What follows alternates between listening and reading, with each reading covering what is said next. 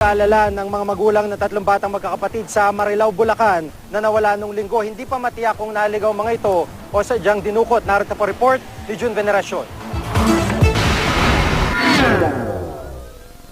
Napapansin ng kanyang mga kapitbahay na madalas nakatulala na lang si Lorenzo Sanchez. Nawawala kasi mula pa noong linggo ang 3 sa kanyang 8 anak.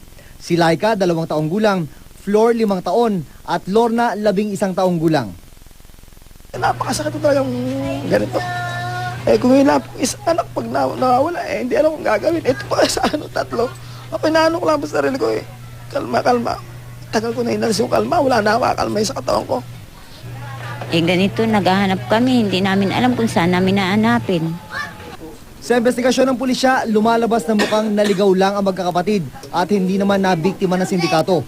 Linggo ng umaga nang umalis ng kanilang bahay sa Marilao, Bulacan ng 3. Balak daw sundan ang kanilang ina na nagpunta sa Quezon City para kumuha ng school supply sa isang kaanak. Hindi natin pinaniniwalaan na ito ay napasama at napunta sa isang sindikato dahil meron ngang anggulo na pumunta lang sa lugar na problema, hindi pa nakabalik itong mga bata.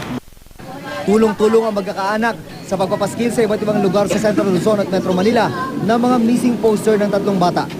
Inuulan ngayon sila ng text, pero karamihan, puro panloloko. Po natin yung ano po ba nakalagay niya sa text na yan?